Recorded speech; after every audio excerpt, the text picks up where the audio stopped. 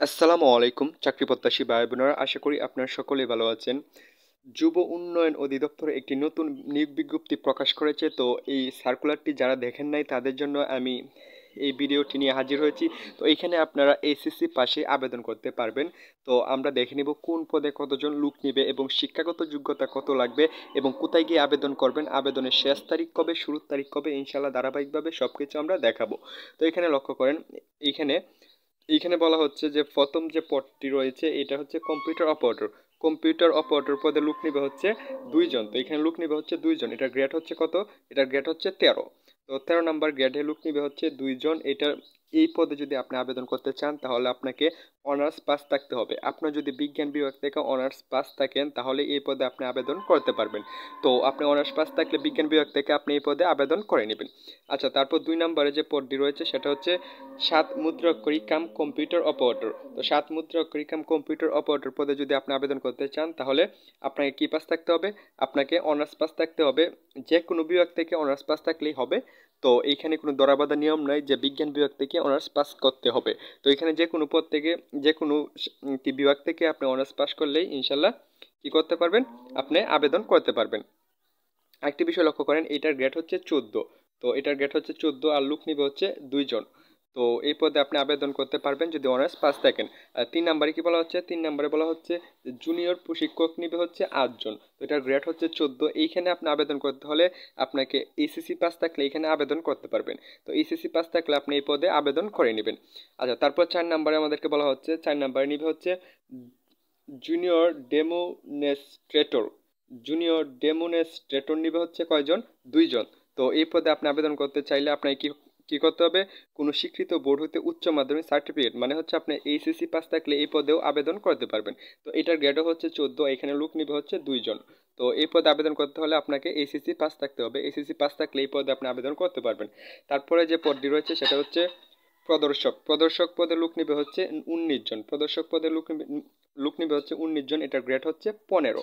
তো এই পদে আপনি আবেদন করতে চাইলে আপনাকে কি এইচএসসি পাস থাকলেই আপনি আবেদন করতে পারবেন। তো দেখেন এইচএসসি পদে কতগুলা আবেদন রয়েছে, তারপর আমরা দেখব যে এইচএসসি পদে এইচএসসি পাশে কতগুলা আবেদন করতে পারবেন, কতগুলা পদে। তো এখানে দেখেন এটার গ্রেড হচ্ছে কত? 15। তো এইখানে আপনি আবেদন করতে চাইলে আপনি এইচএসসি পাস থাকলে আবেদন করতে পারবেন। আচ্ছা, তারপরে যে পদটি রয়েছে সেটা হচ্ছে কি গাড়ি চালক। গাড়ি চালক নেবে হচ্ছে 23 জন। গাড়ি চালক 23 জন নেবে। এটার গ্রেড হচ্ছে 15 বা 16। তো এইখানে আপনি আবেদন করতে চাইলে আপনাকে কি জুনিয়র স্কুল সার্টিফিকেট বা সমমান পরীক্ষায় উত্তীর্ণ হতে হবে এবং আপনাকে ড্রাইভিং লাইসেন্স থাকতে হবে, তাহলে এই পদে আপনি আবেদন করতে পারবেন। আচ্ছা, তারপরে যে পদটি রয়েছে সেটা হচ্ছে হিসাব সহকারী কাম মুদ্রাক্ষরিক। হিসাব সহকারী কাম কাম মুদ্রাক্ষরিক পদে লোক নিবে হচ্ছে 1 জন। তো এই পদে যদি আপনি আবেদন করতে চান তাহলে আপনাকে কি হতে হবে? কোনো কোনো স্বীকৃত বোর্ড হইতে বাণিজ্যিক বিভাগে উচ্চ মাধ্যমিক সার্টিফিকেট, মানে হচ্ছে আপনি যদি কমার্স থেকে এইচএসসি পাশ করে থাকেন তাহলে আপনি এই পদে আবেদন করতে পারবেন। তো এটার গ্রেড হচ্ছে 16। তো এই পদে আপনি আবেদন করতে চাইলে আপনাকে কি করতে হবে? কমার্স থেকে এইচএসসি পাশ করতে হবে, তাহলে আপনি এই পদে আবেদন করতে পারবেন। আচ্ছা, তারপর লক্ষ্য করেন, তারপর বলা বলা হচ্ছে নিবে কেশিয়ার। কেশিয়ার নিবে হচ্ছে 58 জন। 58 জন কেশিয়ার নিবে। এই পদে আপনাকে কি করতে হবে? কোনো স্বীকৃত বিশ্ববিদ্যালয় হতে বাণিজ্যিক বিভাগ স্নাতক ডিগ্রি, মানে হচ্ছে আপনি যদি কমার্স থেকে কি করেন, অনার্স কমপ্লিট করেন, তাহলে এই পদে আপনি আবেদন করতে পারবেন। তো এখানে লোক নিবে হচ্ছে 58 জন, গ্রেড হচ্ছে 16। আচ্ছা, তারপরে যে পদটি রয়েছে সেটা হচ্ছে কি ইলেকট্রিশিয়ান কাম পাম্প অপারেটর। এই পদে লোক নিবে হচ্ছে 5 জন। তো এটার গ্রেড হচ্ছে 18। এই পদে যদি আপনি আবেদন করতে চান তাহলে কোনো স্বীকৃত বোর্ড হতে উচ্চ মাধ্যমিক, মানে হচ্ছে আপনি এইচএসসি পাস থাকলে আর হচ্ছে 6 মাসে ইলেকট্রিক্যাল ট্রেডের একটি কোর্স করা থাকতে হবে, তাহলে এই পদে আপনি আবেদন করতে পারবেন। তো দেখেন সর্বমোট পদ হচ্ছে কতটি? 120টি। তো 120টি পদে এখানে সর্বমোট আবেদন লোক নিবে 120 জন।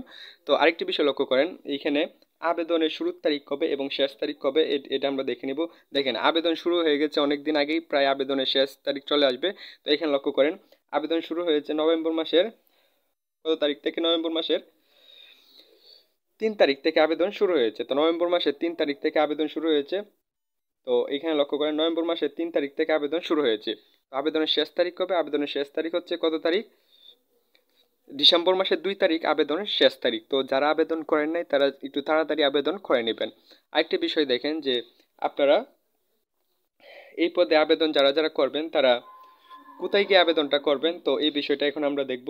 যে কোথায় গিয়ে আপনারা আবেদনটা করবেন। তো এইখানে লক্ষ্য করেন যে এই যে দেখেন এইখানে যে লিঙ্কটা দেওয়া রয়েছে, এইখানে গিয়ে আপনারা কি করতে পারবেন, আবেদনটা করে নেবেন। দেখেন এই ওয়েবসাইটে ঢুকে আপনারা আবেদনটা করে নেবেন, তাহলে আপনাদের আবেদনটা পরিপূর্ণ হবে। এবং কিভাবে আবেদন করবেন এটা যদি আপনারা একটা ভিডিও চান তাহলে কমেন্ট বক্সে বলে যাবেন, ইনশাল্লাহ এরকম আমি একটা ভিডিও দেবো। আসসালামু আলাইকুম প্রিয় চাকরি প্রত্যাশী ভাই ও বোনেরা।